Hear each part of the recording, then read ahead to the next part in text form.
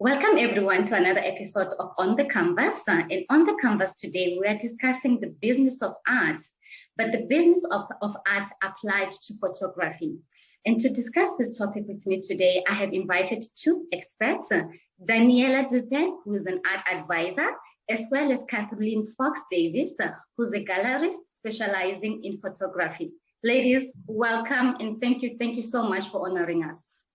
Hi, thank you for having us. Thank you for having us. Thank you so much, Nomaza. Always a pleasure. Oh, thank you so much. Before I start, I would like to just go into a bit description of your experiences as well as your expertise. And then obviously afterwards, we will go straight into the topic. I'll start off with you, Daniela. So you're an Italian, British art advisor. You have a decade experience when it comes to galleries across London, Milan, and as well as Brussels. You have done art management studies. Am I correct? Yes, in Milan at Bocconi University. In Bocconi, exactly. And you are extremely interested in the intersection between art, economy, as well as society. And it is for these reasons that today you have your own advisory business, which is called the Blonde Art Dealer. The Blonde Art Dealer specializes especially in women. Please let me know if I've done the description well, or if there's something that you want to add. Yes, women is an interest of mine. Women artists, I support greatly. Of course, that's not the only art that I deal with. It's much broader. And the Blonde Art Dealer is also a blog. And recently I also started a podcast where I engage with more conversation with art professionals at large and artists.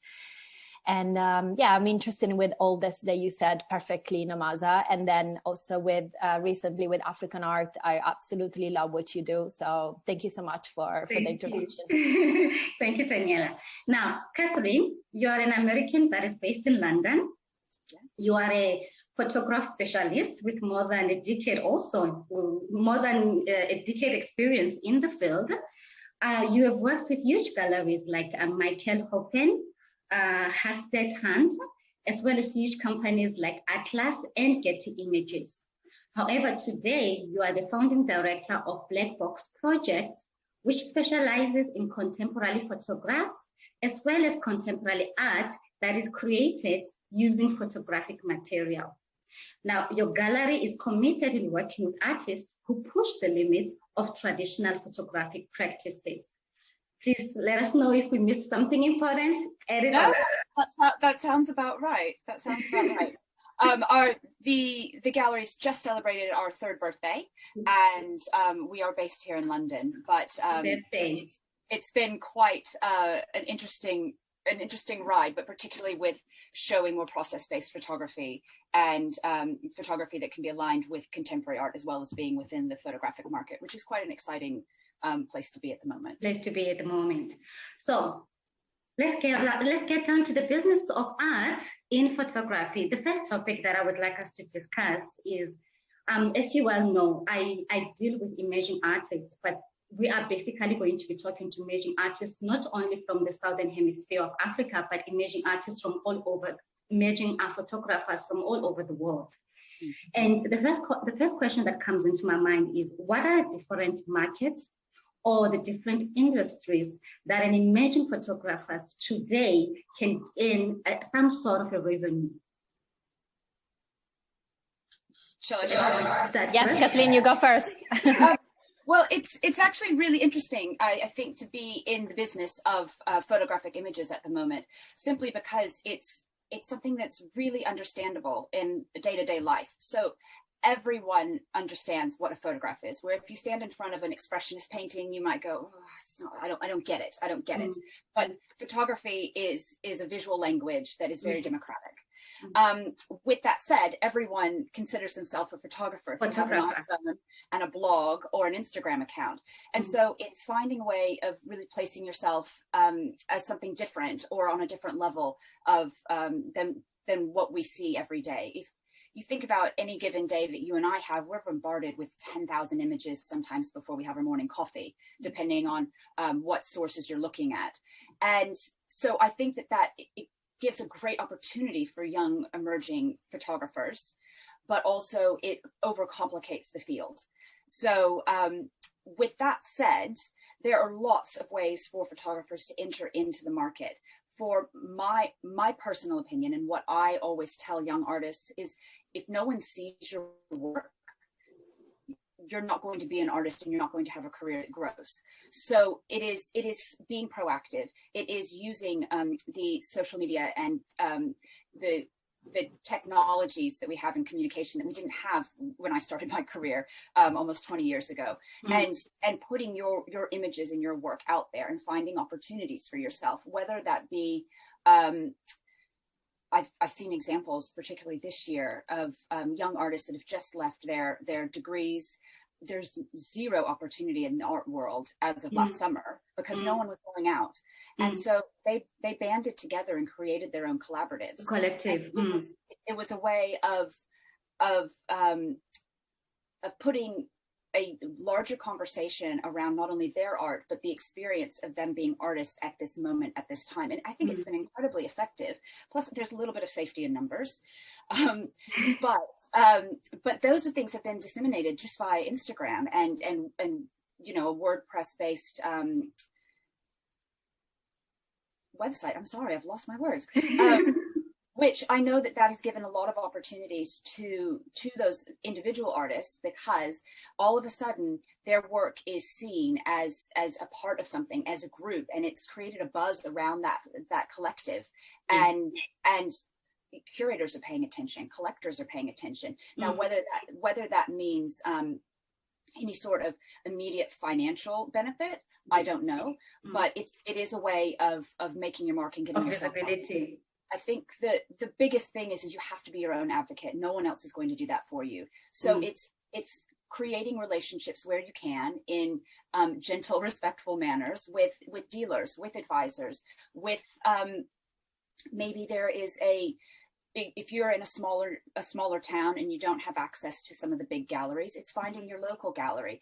It's selling to your friends, making sure that those pieces are in people's living rooms or in people's dining rooms when they're having other people over. It's finding a smart cafe or restaurant that you think is at the level, and seeing if you could have some sort of trade that they get free first-class artwork on their walls, but in exchange you get to have a little tag with your information and information that can be handed out as and when it's requested. Exactly. And perhaps you can host yourself, you know, your own launch in those situations as well.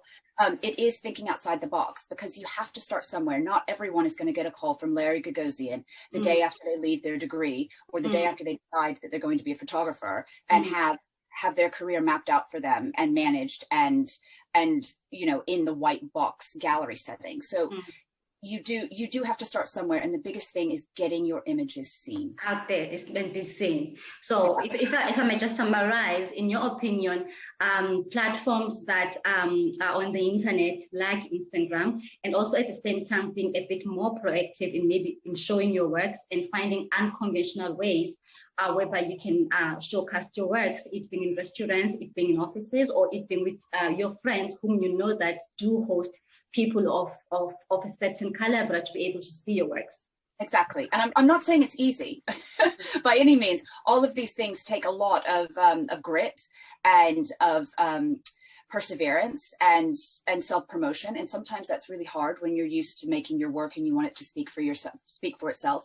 But there's some really fantastic artist-focused groups that have emerged in the past couple of years. I'm thinking of the Visual Loop, who I'm colleagues and close friends with the founder, and that is specifically looking at supporting artists and finding a community where ideas can be exchanged and perhaps connections can be made that can help everyone. And it's finding that support group that's going to help you on your way. I can also add on my side, before Daniela, you jump in, what I've also encouraged my friends who are people that are in the middle class and who want to help artists. I've also kind of like, when I have discussions with them, I would say to them, if you're working in a corporate environment and you know of an artist, why don't you just invite that artist to come to your corporate environment? Because we all want to help, but we don't have ideas on how we can be able to link our market, because being in a corporate, you are in a market already, and you can be able to assist artists by bringing them into that space. That's what I can also add in that aspect. Daniela, what are your thoughts? Well, you know, from an advisor or even collector's point of view, I think photography has been one of those mediums that I hear more and more of in terms of demand of works. And I've seen it even through the rise of art fairs. And I remember when I was just going to Paris Photo, and there was it was a small fair, and then it grew bigger and bigger and bigger. And then it went into London, and then New York, and then Los Angeles. And it grew into this really, really highly demanded place where also like big fairs like that, but also smaller fairs like the one in Amsterdam, where you can show more emerging. So there are fairs and there are online opportunities for like established and emerging photography. I think it is a growing market, and it's an opportunity for collectors to really understand the images immediately, because as Kathlene said, there's no like translation of meaning really. So I believe that from the collectors, they really engage with the artwork on a much direct level than maybe other artists. And I believe that you can start a collection with a few £100. You don't have to spend a lot. So then from the collector's point of view, you can really start anywhere. And where can you go and see photography? I think, of course, the fairs, but at the moment is not possible. Then I would say, online shows, because they translate very well. Pretty much what you get is what you see. So I believe in the online market in last year actually has increased 40%. I was reading the Art Basel report, and I believe that that's going to continue, and the investment is going to continue in that sense. So then artists, how can they be visible online? Of course, you want to show your work physically, but then you have to have an online presence at the same time that can make you reach not only people in your own, local place, but also internationally. We also look for opportunities for online exhibitions, because I believe photography really translates well for that. And I know you, Kathlene, just put together a really wonderful show, and there are platforms for that. So if you want to do your own, there's like softwares that you can use as an artist. One that comes to my mind is Art Logic, but I know there's many, maybe more in different countries. There are different platforms. So looking for the platform that it's good for you. If you don't want to invest into a platform, it's possible to create a lot of websites for free and create your own little exhibition. Maybe putting together some text always helps. I know photography sometimes can be self-explanatory, but sometimes collectors always want to get a story. So if you put a collection together, get a story behind it. Yes. And if you don't want to write it yourself, get a friend or someone who has a good, critical thinking to do it. And then don't overthink it at the same time. Importance is to get your work out there, be seen, because then at that point you'll get sales and you'll get clients and collectors interested, and potentially also someone else. And then another opportunity is places like the Royal Academy, where at the winter exhibition last year, I've seen more and more photography being shown. And I've seen actually quite a lot of African photographers. And it's a huge platform. So maybe apply also for something like that. Don't be scared by the name of the institution or the fact that major artists go there, just there to really do something and try, and you never know. I like that a lot. I like that a lot, Daniela, because we see a lot of competitions that are happening online at the moment. We see a lot of opportunities that are happening, and I've noticed that with other artists coming from countries that are disadvantaged, they automatically think that I don't fit in, I won't get in. And that idea of daring and saying, okay, it is there, I'm going to apply, and then we'll see what happens. Exactly. I think that's the mentality. You have to try a lot of different things. You'll get a lot of rejections at the same time, but that's normal. I deal with rejections every day. We do. All the time. So I just keep going, and that's my philosophy. And eventually I'll get there, and eventually I'll, you know, even if sometimes a collector says, I don't understand this, I don't see it in my collection. It's all about creating that context, so making them understand the why. And maybe sometimes it takes more time, or sometimes it's immediate. And from the artist's point of view, I know you're already putting your work out there, and you're already, you know, giving everything, you know, exposing yourself. But at the same time, you have to understand how people react to it, and all the thinking and the consideration also from an economic point of view that goes into someone deciding, okay, I want to get these for my collection. So it's a complex, of course, subject. But I'll leave it to you, Nomaza, now. No. That was very informative, Daniela. The second topic that I want to discuss with you, and this is, I'm having a hard time with this one, the number of editions. So I have taken this series. This artist has taken these wonderful pictures, this series, and then he or she decides, okay, they are ready for the market. But they don't know how to identify the number of limited editions of editions to make. And at the same time, this I've experienced, some of them don't even know what artist proofs are. Can we please discuss the different types of editions, and also discuss what is the meaning of artist proofs? Absolutely. Shall I start on this one? The photography market didn't start actually limiting their editions until sort of the mid to late 1980s, when it was recognized as an art form in itself. Prior to that, photographic works were still masterpieces, but a lot of them were primarily used as press images. So you had people like Henri Cartier-Bresson and Robert Capa and Eisenstadt, who were taking fantastic, beautiful pictures, even Irving Penn. But the end user was someone that was looking at it from the function of advertising or printed in a magazine or some other sort of printed material. Okay. And the photograph itself was the vehicle to get to that. There are obviously, this is a gross generalization. There were people that were, you know, artists with a capital A about photography from the beginning, but there was always, it seemed to be a reason for why they went into it. So whether it was recording a scientific function, and that's how cyanotypes came around. They were recording the outlines of botanical flowers and leaves and plants. And you have this, photography's always been based out of innovation and a need for that technology to serve some purpose. Okay. When photography started becoming a bit more collectible, and you had dealers that were trading in photographs, and all of a sudden artists like Irving Penn and Helmut Newton, and ones that were mainly, their names were known because they were in Vogue and Harper's Bazaar and in huge ad campaigns, and all of a sudden people wanted those images. So at the time, they were being printed to order. So if someone wanted it, the artist would go into their darkroom, create the image, and sell it, and it would be signed, and that would be that. Yes. And that is what's called an open edition, and it's very accepted, and it's expected in works that were created prior to around 1970, 1980. Okay.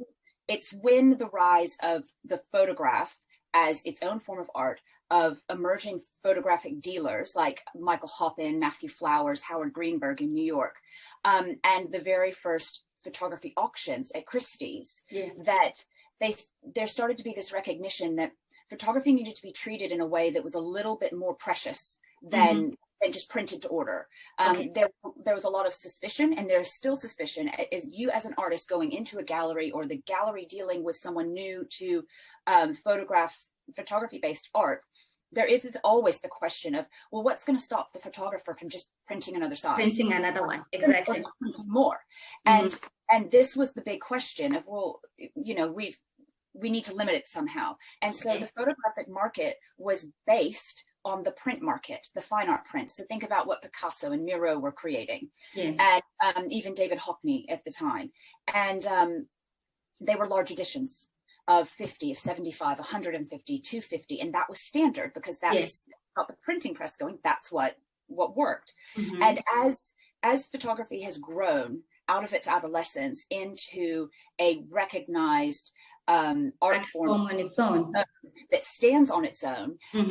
It has become more aligned with the contemporary market. So the idea of the unique is a huge trend in right now. In fact, two of the works behind me are absolutely unique. They cannot be reproduced. They couldn't be reproduced if they wanted to be, because the paper is the negative, is the object. And so that is, if you are an artist that's working in that way, you're right in the middle of the zeitgeist at the moment. That is what is hot in the photography market. But everything comes in trends and changes. And what I always advise younger artists is you need enough photographs that it's not going to be sold to one or two people and then hidden away, no one's going to see it. Okay. You need enough that when you are selling your series, that it's going to enough people to create that discussion. Exactly. But you don't want so much that people feel like, oh, they could wait 3 or 4 years and it'll still be available, or, oh, there's too many. And you also don't want too many sizes. I always think that the 5 to 10 number is the sweet spot for me. So if artists are going to make multiple sizes, the smaller size has a few more. So maybe there's 10 limited editions in a small size. And if you're going to do a big size, you do only 5 or 3, or I have an artist that only does 1 in the large size that he does, just to create that as something a little bit more precious and special. The concept of the artist proof is really interesting because, again, it comes out of printmaking, but printmaking, you could have artist proof 1 of 20. In photography, it's 2, sometimes 1, but it's mainly 2. The first artist proof is normally saved and reserved for museum sale. Okay. Or to go to that top collector or that corporate collection. It is reserved for making sure that artist is leaving a legacy. And it's the dealer's job or the artist's job to try to place those. The second edition is normally the artist's own for their archive. And what's interesting is you've got artists like Andreas Gursky, who keeps his edition, his AP, his artist proof, but written within the terms of, some galleries provide terms, some artists provide terms of a sale. He has the right to create that artist proof that's his in any size he wants. It doesn't have to be in the same size as the rest. And this is what we saw with the recent Hayward gallery show. So that exhibition was comprised mainly of the artist's own artist proofs. And he created mammoth. I mean, this is an artist that's known for large pieces. He created mammoth museum scale monumental works because that's what he wanted to be able to do with his work. And he has the right to do that. You can really do anything you want with these things. You just have to be very forthcoming and have your intentions laid out at the beginning. Because the one thing that could ruin a young career is if you decide to change your mind or change how you're going to deal with this in the middle of it. The entire success of an artist, of a gallerist, of a client and collector relationship is this: we all rely on each other for trust. And you have to make sure that you've got your ducks in a row before you actually start selling, because if you're disorganized, or if you haven't kept record of how many you've printed and sold, and it'll be fine, I'll just call this one number 7, that can get you in really hot water, because eventually these things will end up coming back either to the gallery or to the secondary market with auctions. And what you don't want, and it has happened, is the same image with the same edition number, and it doesn't make sense, and it starts a lot of questions about the entirety of an artist's career. The whole series. Exactly. Even if it is just I'm gonna hit you hard, Kathlene, on that one, because you're still, I feel like you're still talking small numbers for emerging artists. I feel that you have to make a living. You can't just, just the cost production of a series takes so much money for getting the creativity aspect of it. But the cost production of it takes in so much money, and to be able now to have that series, and it is so limited that at the end of the day, it's very difficult for you to be able to get some sort of economical freedom from it. I find that makes perfect sense. Yeah. In your field, what would you then advise to somebody who's emerging in those circumstances? How far can they push for the limited, which is acceptable in the art market, and that won't ruin their careers? I mean, if you're looking at emerging, so even if we call it more regional markets, you're in where my parents live, there's this amazing again, it's a collaborative, but it's in an old torpedo factory, and it's artists, it's crafts people, it's every sort of creative output you can imagine, and they've all bundled together, and it's this amazing market, and it's lively, and there's some really amazing finds in there, and there's first-class artists in there as well. But they're creating, and it's being sold at a different level, and because of the level it's sold at, you can have open editions. There's not the biggest piece of advice I would give someone young in their career. I don't want to be ageist here, because we've got artists that are in their 50s that are first, but well, not only that, but maybe have just had a life change and decided what they want, and that, I mean, amazing. That's what you want, because you actually have like a seriousness and a reinvent yourself. Exactly. You can start anywhere you want, but once you limit it, you can't go back. Can't go back. Exactly. So having unlimited editions is not, as long as you're charging the value that is reflective that it's an open edition and everyone knows it's open, it doesn't matter. Okay. It really doesn't. So you could be selling open editions for anywhere from £100 to £500, depending on what the image is and the size, and making sure your costs are covered. And that's okay. You're getting yourself out there. And that, I think that's one of the biggest things is artists, in order to be able to have the privilege of creating, have to be able to support themselves. If you can't, then you're not going to be allowed to create. I'm very aware that the time ticker is Did you see that? We're time limited. Yeah. I think what we're going to do is to remake, but yes, continue.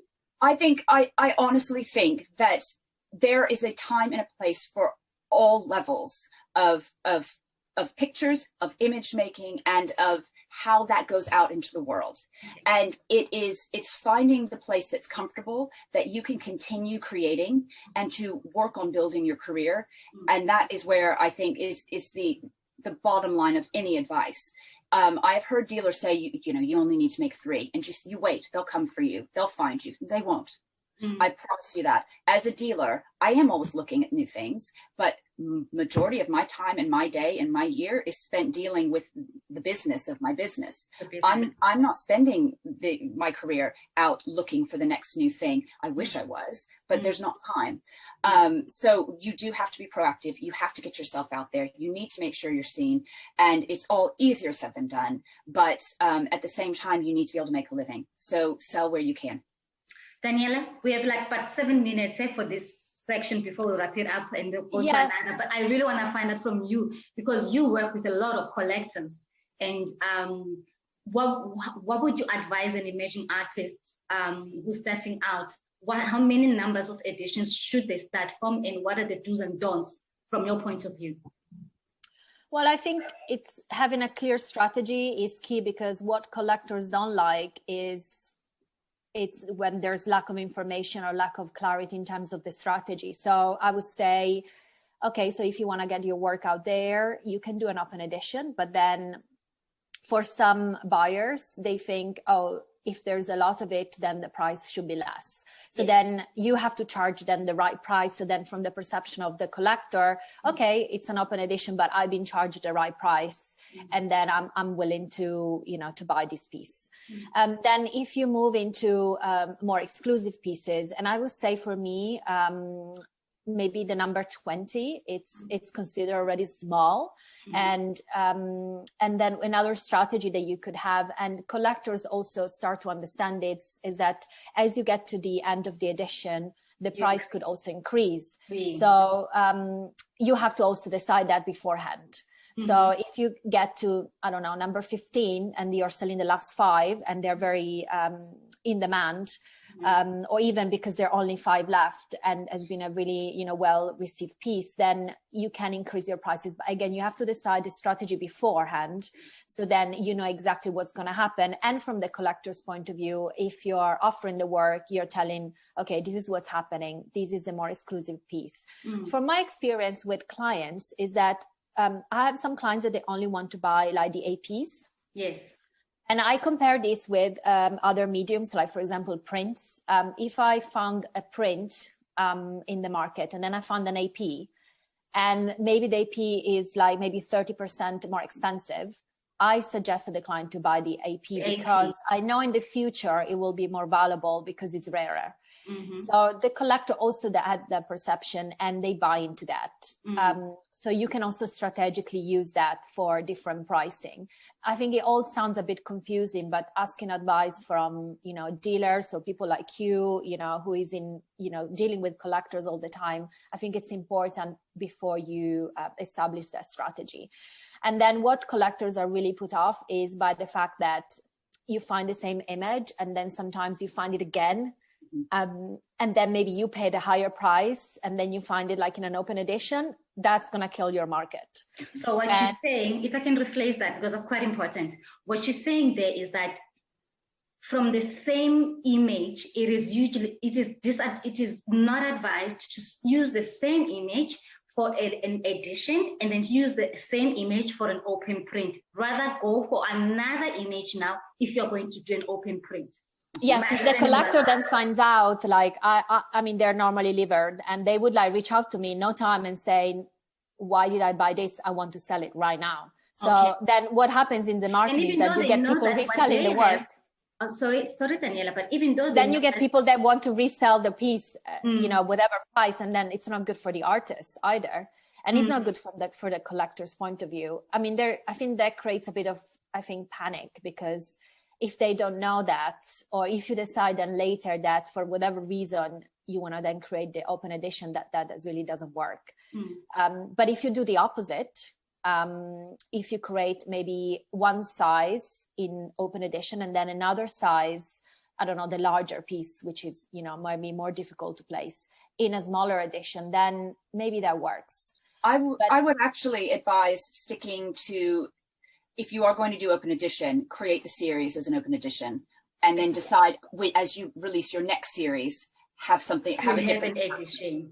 Too many options, it gets too confusing. But one thing I just do want to say, when it comes to photography, it depends, unless it's a cultural preference, like lucky number 8, you want the in some never 13 kind of a thing. Never 13 or never 7 if you're in Asia, and you know, some cultures only want the first, others, as Daniela said, only want the AP. When it comes to secondary market, there is no difference in the value. Yes. It's the difference in what you're paying. The only time in photography where it comes to differences of value is if you're looking at a vintage work, which is the first piece to be printed off of the negative. And when it comes to, say, things like Irving Penn or Henri Cartier-Bresson and some of the masters of photography, it can be anything printed up to 18 months off of that original negative. But when we're looking at the contemporary market and artists that are creating today, there's not really the concept of a vintage. I've got an artist that I'm showing her work, and there is vintage work, but it's from the 70s, and the newer work, so there's one of each of the vintages from the 1970s, and then she has an edition that is printed now, and so it's called a modern edition. And there is a value difference between the work from the 1970s and the work now. A lot of it is she prints darker. She printed darker in the 70s. That was just her aesthetic style. It's a paper that's now discontinued. It has the age to it. And when you're looking at silver gelatin, they have this really wonderful creamy richness that sort of grows into the paper with its age. But other than that, as far as an artist now, I wouldn't, it's all the same once you've set the thing. It's only when it goes to the secondary market, it becomes what the next person will pay for it. As an advisor and also as a gallerist, what are you looking for? What kind of advice can you give these young emerging photographers in terms of creating a portfolio? What is the information that for you is imperative to have in that portfolio that would like change the game for you and say, okay, this photographer is not just taking wonderful photos, but also he understands and this is his business and he wants to grow? Well, I think this is where, going back to setting up a digital presence for yourself as an artist, because when it comes to portfolios, I almost think less is more, particularly if it's an introduction. You really want to get that edit down and make it concise and have it be enough that it's telling the story of what the narrative of this series is and what you're trying to convey, but have it be the key images only. Only because if you are with someone that doesn't have a lot of time, you want to make sure that they're seeing the piece that you want them to see. With that said, if an advisor or a dealer or even a collector sees some of these key pieces, they're going to want to go and find out more about you. So you want to make sure that that is somewhere that's easy to find, that you provided them the information in order to be able to find that, and that you have told the whole story and you have that series presented in a way that's laid out almost like an online exhibition, if you will, or if you were walking someone through that portfolio, how would you tell that story of each piece as it unfolds and tells and you're presenting it.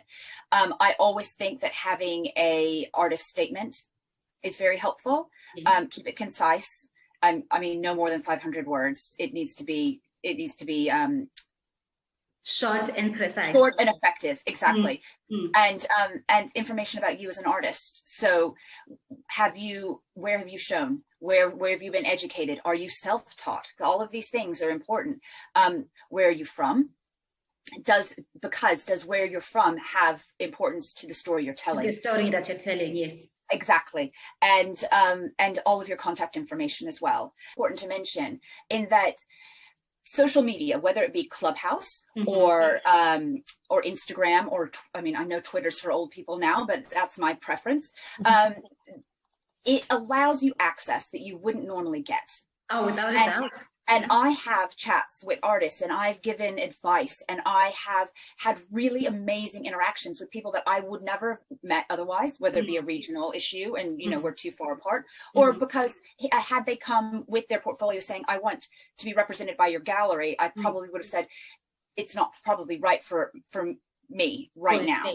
But we've had some great interactions where I've gotten something from them, they've gotten something from me, and we're both learning off of each other. But, you know, whether it be advice, look for a mentor. I think that's the biggest thing, is if you don't look at that dealer or that advisor as the opportunity as a client or an opportunity, but more as a mentor. It's a longer term. It's a longer term. But with that, there are art influencers. There are those individuals who go out and want to be posting the next best thing, and contact them. They're everywhere. There's no harm in contacting, saying, I've just made this, look, it's amazing. Would you consider putting this on your site? And then all of a sudden you've got more people looking at your work. Another important thing is to think about hashtag associations, because that can help drive different viewers. Volume to your work. And the whole thing is you just don't want to be, sorry, I'm beeping. You don't want to be in a wind tunnel of your own ideas. You want more people to come in and have a look at things. So something like what happened recently, the Artist Support Challenge. You've got huge industry leading artists down to supporting. That was a great initiative. And everything's together. You can search under one tag, and all of a sudden you've got people like I have some artists and I have some friends that have said that one artist of mine funded her book project. She was having to look for funding and did the entire thing off of Artist Support Challenge. Sales and revenue. And I've got other artists that are more emerging, and they had a better year this year than they would have any other year. So there are these really amazing opportunities that if you can hook into it and become a part of that conversation, it will actually do quite amazing things for your career if you work it right. Sorry, I will release the floor. No, Daniela, for you, what do you look for? What are the important elements that you would want to have when an artist sends a photographer sends a portfolio to you? Of course, everything that Kathlene said is invaluable, and she's so passionate about, the topic. From my point of view, I don't want artists to come across to me as desperate. They have to come across really with integrity. And in order to do that, I'm not laughing, eh? you need to set yourself for success. So to do that, I'll go through like the key things that I believe, when an artist approach me. So first, don't come from that point of view. I need you, because that really is not good for selling yourself. So come across with a portfolio that has high-res images. I don't like when I see a work that doesn't have good images, and I don't have the time to look for them. So you have to provide good images. Depends on your medium. If you have photography that has maybe mixed media or intervention, just also get images of the detail, because I need to understand what it is. Okay. Or maybe the sides, it really depends on, the medium you're looking at. Then in terms of your artist statement, it's hugely important. I need to understand who you are in a very short sort of sentence. And I see this as an elevator speech. So how do you present yourself effectively with few words? So I would say maybe write a longer one, then look at it, maybe get someone else to read it, and then cut it. Because sometimes when we explain ourselves, we just put so many words, and sometimes they're just filler words, and they're just words that don't mean anything. So don't use those words, because if I have to look at your work, and again, maybe I don't have a lot of time because I'm looking at other things, then I need to understand who you are in a very short sentence. And then I always look at the CVs, and also collectors look at the CVs, because they really want to understand how, the exhibitions where you've been in, or if you're new, probably not many, but that's fine. That's okay, because they understand that, you're just starting, and that's absolutely okay. But then do list everything you've been in. And also, if you have any press articles connected to it, or any like websites where you've been featured with text or information, you need to add the link to that. Because when I prepare, a presentation for a client, I need all this information. And if you do it for me, that's great. Like, I already love that. I want to work with you. Then another, because we work a lot with visual, and especially with Instagram, I would say videos. I love videos. Even if you have, for example, 2 minutes, 3 minutes, 5 minutes, doesn't have to be long. Of the production. Even short videos of like the behind the scenes, maybe your studios. You don't have to show everything. And actually, if you show too much, or if you share too much, sometimes is detrimental, because, we always want to get into the secret of like creating, work and art. But if you have a little bit of a glimpse of the studio, and I noticed, for example, recently you've done it with some of your artists, studio visits or get behind the scenes. I really love it, when you get in that experience. So maybe even short videos would be great. And then I would say even virtual studio visit. I had an artist who just contacted me from the United States out of nowhere, and I was so impressed. And the way she came across was like, I really would like you to give you a view of my studio. And I was like, this came out of nowhere. I was so impressed. So I said, yes, I was curious. So I did the studio visit, and she was lovely. She was not trying to like sell me the work. She was genuinely showing me around the studio. And we had a nice chat for like 20 minutes, and that was enough. And then she then sent me the work in a very professional way. She was using an app where she created a special gallery just for me of images, where high-res images with prices, with dimensions, and everything I needed about her. And also she had a great website. And I was like, this is a great way to present yourself and contact an advisor. And I have her on my mind now. And I already think about things that I can do with her. And if I know that she can provide me with these tools so easily, I'm like, this is a great person I want to work with. Exactly. So proactive, but in like a nice way. And then another thing that maybe with photography could be helpful is sometimes seeing a work framed.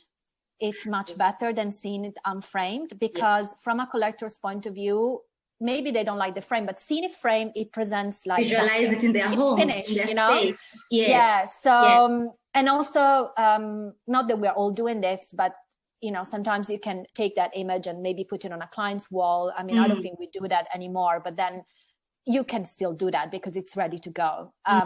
So that helps. And then, yeah, just really try to build all this around. I know it sounds like it's a lot of work, but it's not really, because once you start, it's all there. And if you build a good website with everything like that, and you just give the website, then you're done. Your work, it's okay. Make your CV downloadable as a PDF. Yes. Okay. So then you want to share that on all platforms as well. It makes it easy. Yes. And then when you have your Instagram, sometimes I notice some artists, they don't put their websites, and I'm like, why would you not do that? Turn your Instagram into a business. Because you get a lot of more insights into Instagram itself. Who's coming to see you? Yeah, so put yourself as art, as a business. You'll get insights of, who is looking, from where, which countries. You even get profiles of the age group.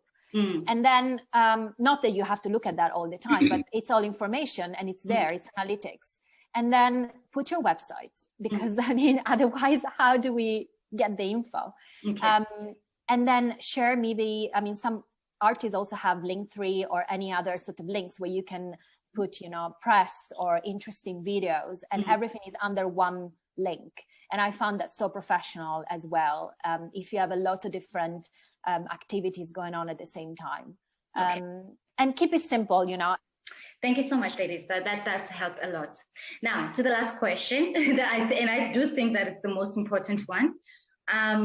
How can we, as a collective, now artists, art advisors, art dealers, how can we all, as a collective, give confidence to our collectors?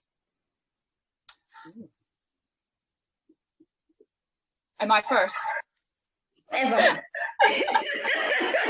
I find this a very interesting question, because I've worked in commercial galleries for 18 years, both here in New York, mainly photographic, but also contemporary, some secondary market.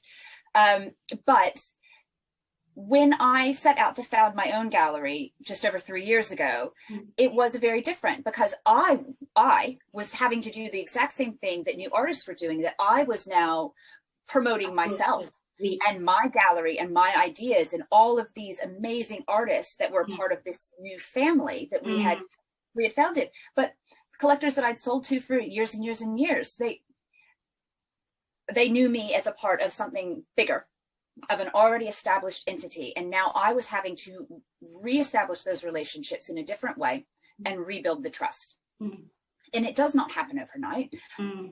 Collectors want to know that there's going to be consistency. Collectors want to know that if you've had one great series, can you do it again? Or is it going to be, or was that luck?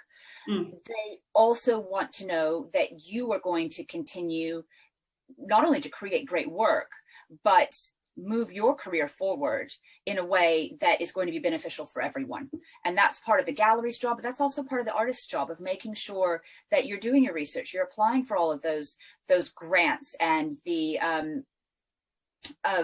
I'm sorry, I've been talking for too long. My brain is I blame lockdown.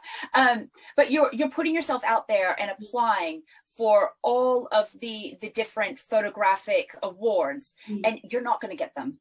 Like one person does, except that you're probably not going to get them, but you might be shortlisted. You must be shortlisted. And you have, all of a sudden, you've got a panel of leading industry experts seeing your works and reviewing your portfolio. How else are you going to get it in front of them? But all of a sudden, all of this, because if your name is constantly popping up and people are always hearing Kathlene, Kathlene, Kathlene, Kathlene, they'll go, oh, that Kathlene. Who's this Kathlene? It's everywhere. But actually, it's because I've done that self-promotion of putting myself out there and my brand.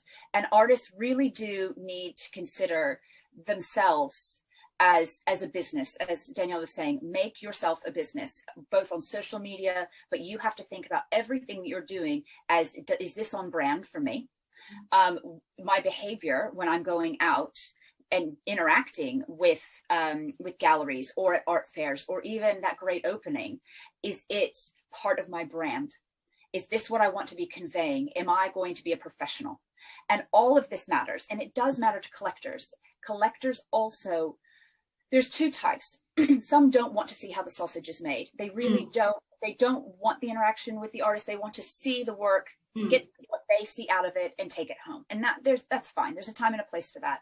But they're also the collectors that want to be patrons, that want to have that relationship, particularly if you're an emerging artist. They want to feel like they were there and helped. Yeah. And making a space for that. Obviously with COVID, it would be something like gallery, virtual gallery and studio visits, but finding ways of connecting with those collectors so that when you're selling your work, whether you're doing it yourself out of your own studio or a dealer's doing it for you, that it's not simply transactional, that you're building a community of support around what you're doing and your brand. And those collectors that started with you, I mean, they can be valuable and they can be life-changing depending on who they are, to helping you along your way. I don't know if I even answered the question, but I think it's about quality, it's about consistency. And whether it be a gallery or an artist, a collector has to trust that what you said today is going to be the same thing you say tomorrow, and is going to be the thing that you follow through on the next day. And if it's not, then you've got a problem. And that's where it comes to keeping your strategy with editions or open editions, keeping it transparent, keeping it set. And you have to set those clear boundaries at the beginning, and you've got to stick with it. Thank you. I get you, Kathlene. Daniela? Well, Kathlene said a lot of great things, but I'm going to add a few more. So I completely agree with you on the trust, and moving on from that and consistency, also making your medium, whatever it is, accessible. In that terms, I explain what I mean is actually talking about the process of what you are doing and also maybe why you're doing it. So creating that connection with your process, I think it's important for collectors to understand. When they acquire your work, they also acquire, something from you. So they invest in you as an artist as much as they invest in your artwork. So there are those collectors that they are going to just get one of your work and forget about it. And probably sometimes they won't even remember your name. And that's sad to say, but it happens. Because they're just happy with what they have in their wall and they're just moving out to the next artist. But there are some collectors that actually they want to create a journey with you through the years and really understand what's next. And in that case, you have to be smart because you have to keep it consistent, as Kathlene said. And it's hard because you have to keep up. Now you got someone who has a sort of expectation on what you're going to do next, and you have to keep up with that. And it's hard because we all have our moments, and I think as humans we can't be as consistent as we wish to be. And I also agree with what Kathlene said in sense of establishing yourself, because I had the same, coming from an established gallery and establishing myself as an independent art advisor. It's not easy, especially in a place when you can't really meet clients anymore or you can't visit galleries. It's a challenge. But having said that, it's possible to make those connections. You just have to find another way. And then when things, will open up again, then you'll meet people in person. So maybe line up, those connections on the digital side now. And then when things open up, you're already created that dialogue. And then when you just have to meet, it's much easier to do that. And just keep yourself busy and keep yourself going with all of this. And that's the only way I see it. And, you'll find people that they'll love your work and people that'll hate it. And so it's the nature of where we are. We are exposed to a lot of different opinions and people. And you just need to keep going. The only thing that I can add on that side, for me, the biggest challenge has been, as you said, Kathlene, consistency and transparency, and not just transparency and consistency towards the collector, but also from artist to the art dealer, because whatever now you give to the art dealer must transmit that message to the collector. And if the message was not correct, then if everyone on that chain because I do believe that end of the day, we're building an ecosystem, all of us artists, the immediate and the collectors. So I think that for me, what I really fight and to install it with my artists is, even if sometimes you've said something and you feel that, my God, I'm losing out, keep to that, because as a young artist, you're going to create more and more and more and more, and you've got time to grow more and more and more. But rather keep with that, and on the next step, make a better decision, and on the next step, make a better decision. And I'm saying that to them because that's exactly what I've had to go through with Undiscovered Canvas, in the sense that I've had to learn by making mistakes, but mistakes that cost me a lot of money and a lot of energy. But those mistakes for me were learning curves. I didn't go back on my word. I continued doing what I needed to do. And I think it's the same thing with artists. And I think sometimes artists have a notion of not understanding that end of the day, you are working it's an ecosystem. We are all part of an ecosystem, so that end of the day, we make sure that the collectors, because I am not out there looking for a collector that's going to buy one artwork for the rest of their lives. And I think all of us are not. Most of our collectors come back over and over and over again. And the reason for that is because we've given them that consistency. So if the artist cannot give us the information that then can be sent to the collectors, so that, there's that, it's a booklet, and there's no one of the ecosystem, then we all benefit. Exactly. Well said. Yeah? Yes. Thank you so much. I think that the young and emerging photographers are going to really take some notes from this discussion. And thank you so much for taking your time. Kathlene, I know you're super busy. Thank you so much for taking your time and having this discussion with us. Daniela, thank you so much for always being there when I reach out to be able to answer my questions and to be able to help me. It really, from me now, from Undiscovered Canvas, to have people who have so much experience that are able to come back and say, this is what we have learned. So don't make the same mistakes we've learned it. Continue. It helps. Thank you so much, Nomaza. Always a pleasure. This was lovely. Thank you.